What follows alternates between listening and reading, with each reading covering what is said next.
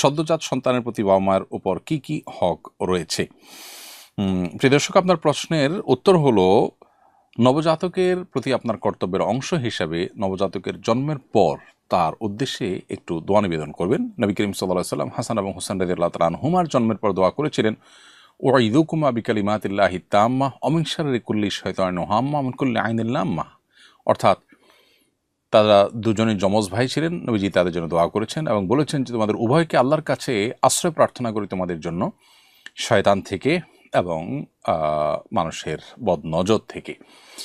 তো এভাবে আপনার সন্তানের জন্য আপনি দোয়া করবেন, শয়তান থেকে আল্লাহ যেন তাকে নিরাপদে রাখেন, পানাহ দেন। কারণ এই পৃথিবীতে তাকে জাহান্নামে নেওয়ার জন্য শয়তানের বহু আয়োজন আছে, সেখান থেকে সে যেন হেফাজতে থাকে, যেন জন্মের পরপরই আল্লাহর কাছে দোয়া নিবেদন করে রাখতে হয়।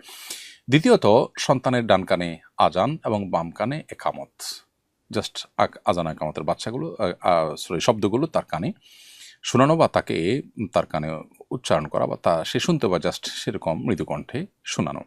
তৃতীয়ত, তাহনিক করা, অর্থাৎ কোনো নেককার মুত্তাকি পরহেজগার মানুষকে দিয়ে, সেরকম কাউকে না পাওয়া গেলে নিজেরা করতে পারেন, একটু খেজুর মুখে চিবিয়ে এর যে ভেজা অংশ সেটা বাচ্চার মুখে লাগাই দেওয়া, সেজন্য একটু চুষতে পারে, অথবা একটু মধু মুখে লাগিয়ে তার মুখে দেওয়া বিসমিল্লাহ বলে। এটাকে তাহনিক বলা হয়। নেককার মুত্তাকি পরহেজগার মানুষকে দিয়ে এটা করানো যেতে পারে। এছাড়া সপ্তম দিনে বাচ্চার মাথার চুল চেষে সেটার ওজন পরিমাণ স্বর্ণ অথবা ওজন পরিমাণ রূপা, যার যার সামর্থ্য অনুযায়ী, অথবা স্বর্ণ বা রূপার মূল্য গরিব বা দুঃখীদেরকে দান করে দিতে হবে। এটি মুস্তাহাব একটি কাজ, না করতে পারলে বড় কোনো অসুবিধা নেই, তবে করা সুন্নাত, মুস্তাহাব। আর এছাড়া সপ্তম দিনে তার আকিকা করা, ছেলে হলে 2টি ছাগল, মেয়ে হলে 1টি ছাগল জবে করে আল্লাহর নামে জবে করে তার পক্ষ থেকে আকিকা দিতে হবে।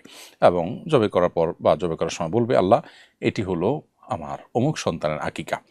তার আগে তার জন্য সুন্দর একটা নাম নির্বাচন করতে হবে। সে নাম নির্বাচন করার ক্ষেত্রে শরিয়ার যে নীতিমালা আছে সেগুলো লক্ষ্য করে তার মুসলিম আইডেন্টিটি প্রকাশ পায় সেরকম নাম রাখার চেষ্টা করতে হবে। আজকাল অনেকে আমরা আনকমন নাম রাখতে গিয়ে মুসলিম আইডেন্টিটির বাইরে চলে যায় এবং এমন সব নাম রাখি সন্তানদের যে নামগুলো দেখে তাদের আসলে মুসলিম কি অমুসলিম বোঝার কোনো উপায় থাকে না। পৃথিবীতে পশ্চিমারা যাদের ধর্মকর্ম একেবারে হারিয়ে গেছে, তারা পর্যন্ত তাদের সন্তানদের নামকরণ করার ক্ষেত্রে ধর্মীয় আইডেন্টিটিকে এখনও মাথায় রাখে।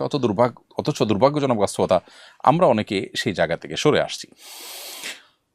অতএব এই কাজগুলো আপনি আপনার সন্তানের জন্য করবেন ইনশাআল্লাহ বিদিনিল্লাহ। সন্তানকে নেককার করার জন্য, দিনদার করার জন্য ছোটবেলা থেকে আপনি চিন্তা করবেন, ভাববেন এবং তার জন্য সেই প্ল্যান প্রোগ্রাম করবেন। এটি আপনার কর্তব্যের অংশ তার প্রতি।